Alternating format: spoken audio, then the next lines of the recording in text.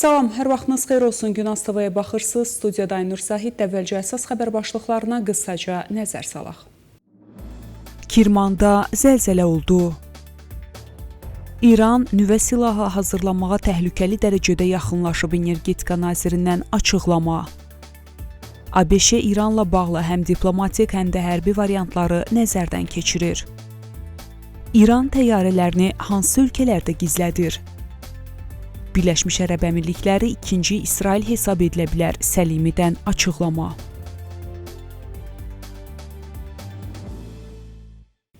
İndi isə daha ətraflı. Bugün İranın Kirman əyalətinin Bərdsir şəhəri yaxınlığında 5 bal gücündə zəlzələ baş verib. Bu barədə Tehran Universitetinin Seysmologiya Mərkəzi məlumat yayıb.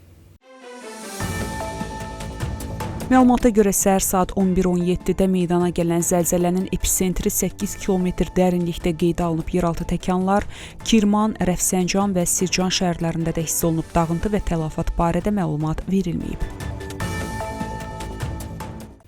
Davam edirik. ABŞ-nin energetika naziri Chris Wright bildirib ki, İran nüvə silahı hazırlanmağa son dərəcə yaxındır. O, senatorlara deyib ki, Tehrana 1 ton uranı silah səviyyəsində zənginləşdirmək üçün cəmi bir neçə həftə lazımdır. Wright, Senatın Silahlı Qüvvələr Komitəsində çıxışı zamanı belə deyib. Onlara uranı silah səviyyəsində zənginləşdirmək üçün cəmi bir neçə həftə lazımdır. Bundan sonra hələ silahlaşdırma prosesi gəlir, amma onlar nüvə silahı hazırlanmağa kifayət qədər yaxındılar, deyə Wright əlavə edib. O bildirib ki, İranın 60%-ə qədər zənginləşdirilmiş uranı, eləcə də xeyli miqdarda 20%lik zənginləşdirilmiş uranı var. O bunu narahat edici durum adlandırıb. ABŞ prezidenti Donald Trump'ın İranın zənginləşdirilmiş uran ehtiyatlarının hamısını müsadirə edilib-edilməməli olduğu soruşulduqda isə Wright belə cavab verib. Məncə ən ağıllı strategiya budur. O əlavə edib. Nəticə etibarilə məqsəd gələcəkdə də uranın zənginləşdirilməsinin qarşısını almaqdır. Hə, təhlükəsiz bir dünya üçün onların nüvə proqramını dayandırmalıyıq.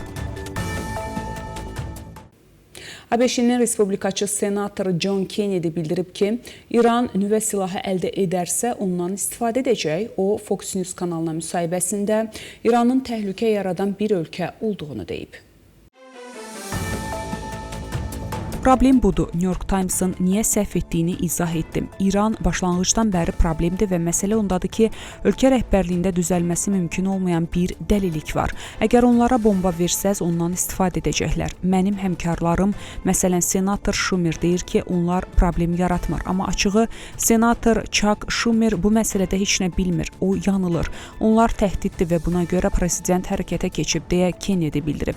Kennedy əlavə edib ki, İran uranı 60%-ə qədər zənginləşdirib və silah səviyyəsinə çatmaq üçün artıq çox az mərhələ qalıb. O bildirib ki, döyüş başlığı hazırlandıqdan sonra onu raketə yerləşdirib və digər ölkələrə qarşı istifadə etmək mümkündür. Vaşinqton İrana qarşı həm diplomatik, həm də hərbi variantları nəzərdən keçirir. Bunu Birləşmiş Ştatların vitse-prezidenti James Vance jurnalistlərlə görüşündə bildirib. Mən prezidentin İranın nüvə silahı əldə etməməsi ilə bağlı fikri ilə razıyam. Əlbəttə ki, bunun baş verməməsi üçün çox aqressiv diplomatik prosesdə iştirak edirik. Prezidentin bir çox variantı var. O dəfələrlə diplomatik variantların və hərbi variantların olduğunu deyib, deyə Vance bildirib. ABŞ Senatı ölkə administrasiyasına İrana qarşı hərbi əməliyyatların dayandırılmasını faktiki olaraq əmr edən qətnaməni 7-ci dəfə rədd edib. Məlumata görə qətnamənin əleyhinə 49, əleyhinə isə 50 senator səs verib. Qətnaməni dəstəkləyənlər arasında respublikaçılar Rand Paul, Liza Murkowski və Susan Collins da var. Demokrat John Fetterman qətnamənin əleyhinə səs verib. ABŞ Çini İrana kömək etməyin Birləşmiş Ştatlar-Çin münasibətlərinə zərər verəcəyi barədə məlumatlandırıb. Bunu mətbuat açıqlamasında ABŞ dövlət katibi Marco Rubio bildirib.